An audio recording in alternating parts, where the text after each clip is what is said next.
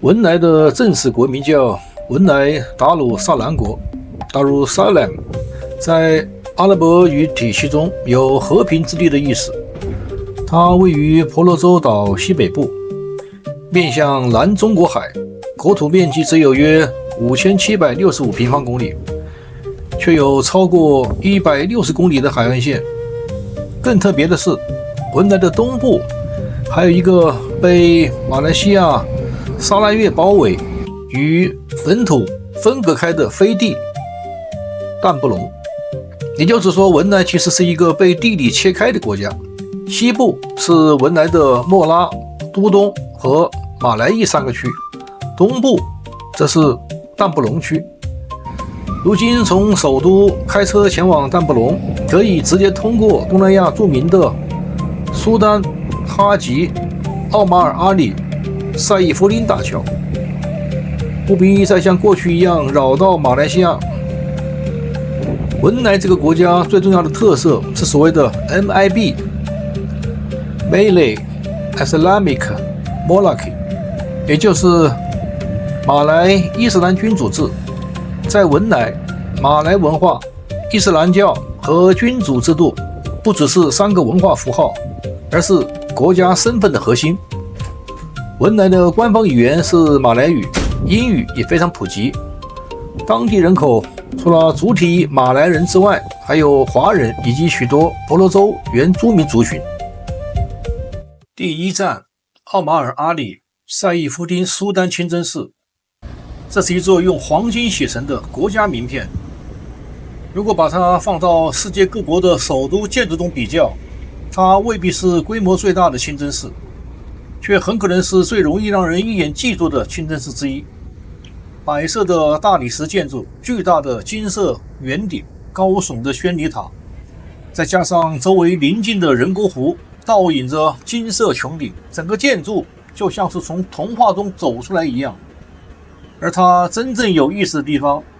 是这座清真寺背后那个人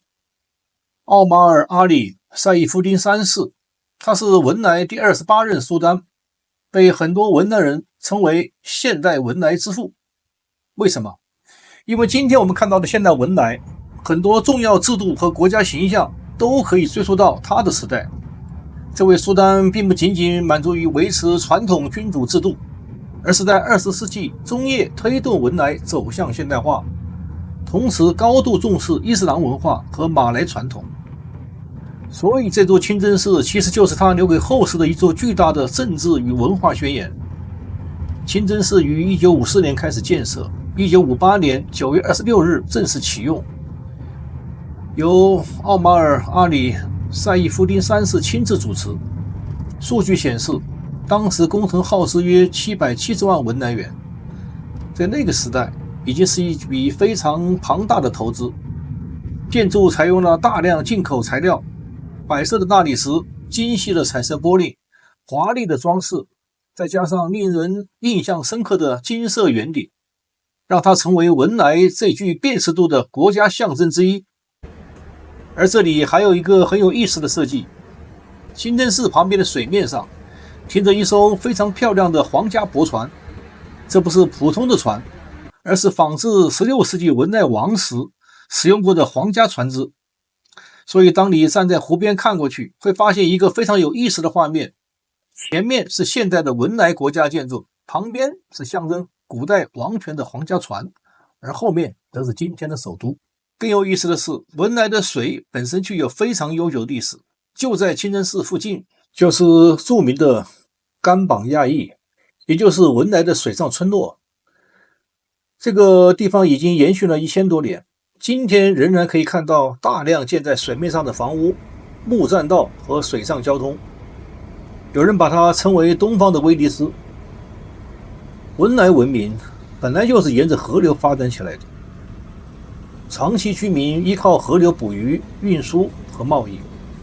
而文莱河也曾经是文莱帝国的文明中心。今天，文莱最豪华的清真寺、最宏伟的皇宫和最古老的水上村落，都集中在同一条河流附近。这不是巧合，这条河就是文莱历史的时间轴。第二站，苏丹皇宫，世界上最大的住宅之一，却看到国王自己开车出门。如果说清真寺代表的是文莱的宗教与国家形象，那么苏丹皇宫则代表了文莱王室的另一个极端，这就是努洛伊曼皇宫。它是文莱苏丹哈吉哈桑纳尔博尔基亚的正式住所，同时也是世界上最大的住宅型宫殿。根据吉尼斯世界纪录数据，这座皇宫建筑面积约20万平方米，共有1788个房间，257间浴室，还有可以容纳约5000人的宴会厅，以及大型清真寺、车库、马厩和多个游泳池。所以如果有人问世界上最大的住宅在哪里，答案不是在美国，也不是在欧洲，就是在文莱。就在这个人口并不多的小国，这个皇宫建成于1984年，也是文莱摆脱英国保护正式独立的那一年。从这个角度看，它本身也有一种象征意义。文莱结束英国保护时期，成为独立国家。与此同时，一座规模惊人的皇宫耸立起来，它既是王室住宅，也是国家权力的象征。你看到的并不是一座欧洲式的凡尔赛宫，而是一座非常具有东南亚特色的超级皇宫。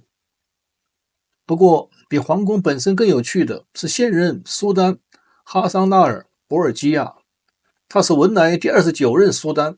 也是目前在位的苏丹。他1946年出生，年轻时曾前往英国桑德赫斯特皇家军事学院接受军事训练。如今他不仅是国家元首，同时兼任首相、国防部长、财政及经济部长、外交事务负责人等重要职务。所以在文莱，苏丹并不只是一个住在宫殿里的象征人物，它本身就是国家政治体系的核心。由于不是开斋节，皇宫目前不对外开放，只有开斋节才对外开放，每个国民可以领取一盒蛋糕。但幸运的是，我们正好碰巧看到苏丹本人开着车出门，这确实会让第一次来到苏丹的游客感到很意外，因为在很多人的想象里，一个拥有世界最大住宅、豪华皇室车队的国王出门应该前呼后拥。但哈桑纳尔博尔基亚长期以来确实比较亲民，喜欢以亲自驾驶等形象出现在公共视野中。所以文莱王室其实存在一种非常有意思的反差，一方面它拥有世界上规模最大的住宅型宫殿之一，另一方面王室又通过开斋节、开放皇宫等传统与普通民众保持直接联系。文莱人到底有多幸福？说到这里，很多游客会问，这个国家这么有钱，文莱普通人待遇到底怎么样？这个问题确实值得讲一讲。文莱今天的财富很大程度来自石油和天然气。1929年，文莱在斯里亚发现石油，从那以后，石油改变了这个国家的经济命运。石油天然气产业让文莱居民享受到了包括医疗和住房在内的重要社会福利。文莱每个人成年以后都可以无息贷款买一套房，符合条件的文莱学生可以通过政府奖学金等项目获得海外学习机会，项目资助包括学费、生活费以及交通等项目。所有为难人随时都可以免费去新加坡看病，并且还允许亲友可派2人同行去照顾病人，差旅费也是国家出。这也解释了为什么文莱的城市看起来非常安静，人口少，资源多，汽车普及，公共服务有较强保障，再加上国土面积不大，形成了一种非常独特的生活节奏。第3站，红树林长鼻猴生态之旅，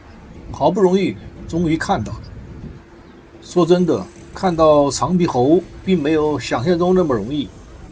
你坐上小船，从首都附近的码头出发，船慢慢离开城市，两边的建筑越来越少，然后眼前开始出现大片红树林，水面越来越窄，树木越来越密。这个时候你会突然发现，刚才那个拥有黄金清真寺和世界最大住宅型皇宫的国家，转眼间已经变成一片野生动物的天堂。文莱超过70%的土地被绿色植物覆盖，是婆罗洲重要的热带雨林生态区域之一。红树林、河流和热带森林是这里的重要自然资源，而长鼻猴就是其中最具代表性的动物之一。它是婆罗洲特有的灵长类动物，最明显的特点就是鼻子，尤其是成年雄性，鼻子会非常夸张。但这个鼻子并不是毫无意义。长鼻猴生活在河流、沼泽和红树林等环境中，叫声很特别。鼻子的形态与发声等行为有关。更重要的是，它们非常依赖这种湿地生态环境。所以你今天还能在文莱河流和红树林里看到长鼻猴，本身就是一件非常值得珍惜的事情。坐在小船上寻找长鼻猴，有一种特别奇妙的感觉。导游突然把船速降下来，大家开始寻找树梢。在那里，你顺着手指方向看过去，一棵红树林的树冠上终于出现了那个标志性的大鼻子。这时候你会发现，刚才在城市里看到的是黄金清真寺，是人类文明留下的奇迹，而眼前这只长鼻猴则是大自然留下来的奇迹。两者距离其实并不远，这正是文莱最神奇的地方。一个国家可以在几公里之外同时拥有黄金清真寺、世界最大的住宅型宫殿、千年水上村落以及原始红树林里的野生长鼻猴。这时候你会就突然理解，为什么文莱这个国家虽然面积很小，却如此特别。用一句话来形容文莱，简单说，这是一个靠石油变富的国家。但我更愿意说，文莱是一个把婆罗洲的河流文明、马来文明、伊斯兰信仰、千年王室传统和现在石油财富浓缩在一个小小国家里的地方。你可以在这里看到世界上最大的住宅型宫殿，也可以看到普通人世代居住的水上村落，可以看到黄金清真寺，也可以坐着小船钻进红树林，可以看到一个拥有巨大财富的苏丹，也可以在街头看到他亲自开车出门。这就是文莱最有意思的地方，他并没有把过去全部拆掉，然后重新建一个现代国家。相反，他把过去留下来，皇室留下来了，河流留下来了，水上村落也留下来了，伊斯兰传统也留下来了，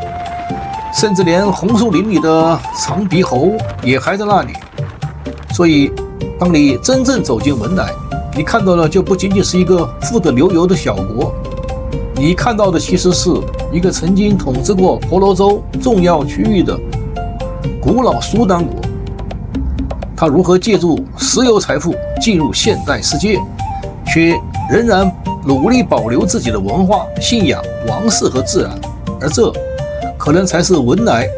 真正值得旅行者去寻找的故事。